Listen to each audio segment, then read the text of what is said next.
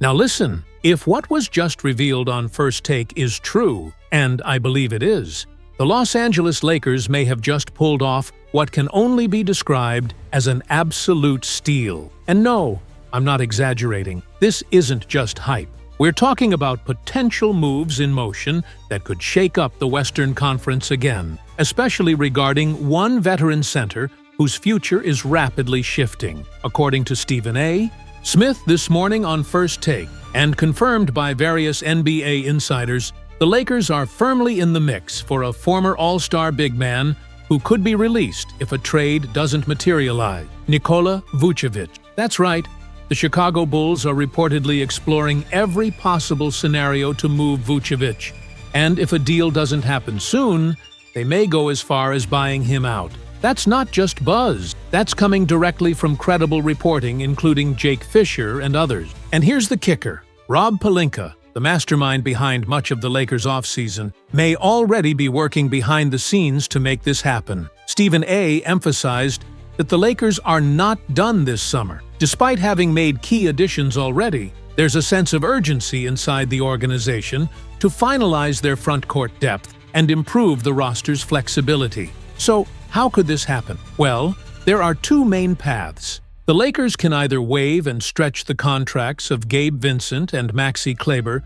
to clear cap space and sign Vucevic outright, assuming he's bought out, or they could package both of those contracts along with a second-round pick and attempt to trade for Vucevic before a buyout even becomes necessary. Either way, something's gotta give. According to First Take, the Lakers are internally debating which route is more strategic. Is it worth eating $3 or $6 million in dead money to preserve draft assets? Or does it make more sense to sacrifice a future second-rounder in order to keep a cleaner cap sheet? Stephen A. put it bluntly. If this team is serious about contending for another championship with LeBron still on the roster, they can't afford to sit back. And Vucevic? He's not just a name. We're talking about a double-double machine who could pair nicely next to DeAndre Ayton in the rotation, creating one of the most offensively skilled center duos in the league. But of course, the real question, the big question,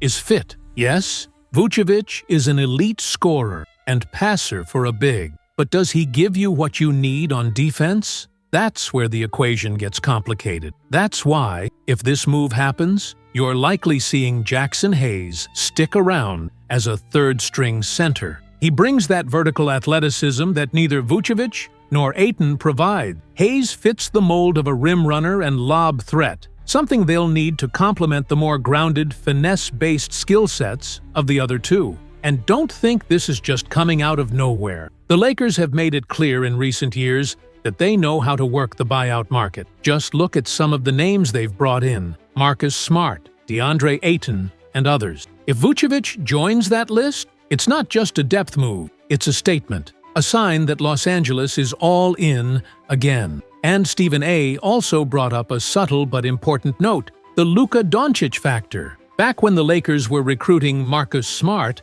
Doncic was reportedly involved in conversations that helped influence his decision. So now the question is, could Doncic's voice help sway Vucevic the same way? We'll find out soon enough. So here's where things get really interesting.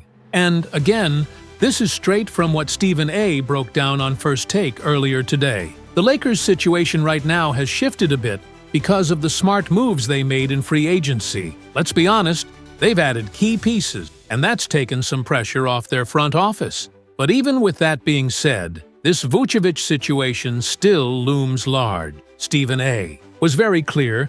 Luka Doncic is expected to sign a massive extension with LA soon. We're talking about 3 or 4 years, depending on how the numbers shake out. The Supermax might be off the table due to technicalities, but the commitment is expected. Now, if Doncic wants to have a voice in how the roster is built around him, and let's not kid ourselves, stars today do have that voice, then him making a push for Vucevic makes a ton of sense. According to Stephen A., if the Bulls do head toward a buyout, Doncic could play a direct role in recruiting Vucevic to LA, or even lobbying Rob Pelinka to make a trade. The problem?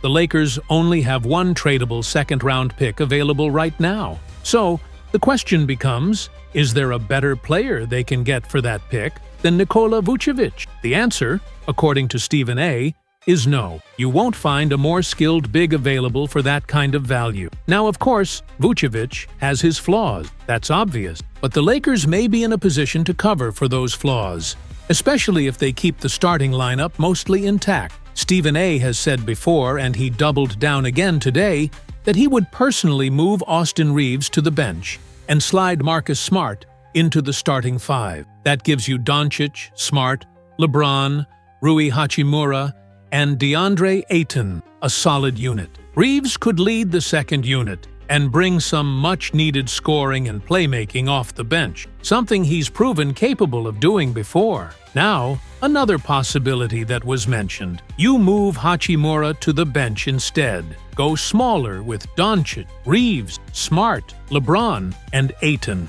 Either way, that's a conversation for another time. But let's say they add Vucevic. Whether he starts or comes off the bench, he brings immediate offensive punch. The Lakers need that. But the big question is whether they can survive defensively with him out there. And honestly, the answer's not simple. Statistically speaking, Vucevic isn't a good defender. Let's be real. Last season with Chicago, and even through their down years, he's been reliable, he's been consistent, and above all, he's been durable. He averaged 18 points, 10 boards, and knocked down threes at a 40% clip. 4 threes per game. That's coming off the best shooting season of his career. The year before that? Sure, he dipped to 29%, but that's clearly bounced back. This is an elite shooting center. But defensively? 1 block per game? Maybe half a steal. Not exactly rim protection. So, now the Lakers have to make a choice. Do they go all in on more offense, knowing their defense may suffer? Or do they keep searching for a defensive wing to shore up that end of the floor? Because let's not forget, they've already missed out on guys like Herb Jones and Andrew Wiggins. Those options are drying up. Stephen A. emphasized that you sometimes have to make do with what's left, and if Vucevic is available for cheap, especially on a buyout, you don't hesitate.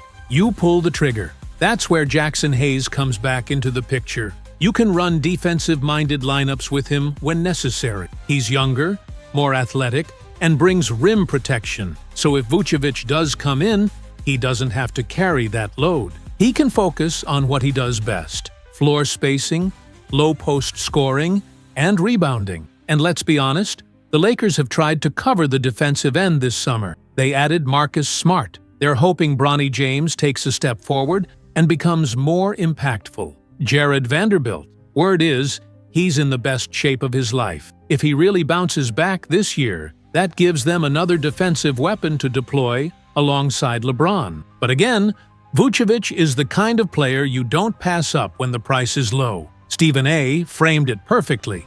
Anytime you can get a 2-time All-Star for next to nothing, you take that shot, even if the fit isn't perfect.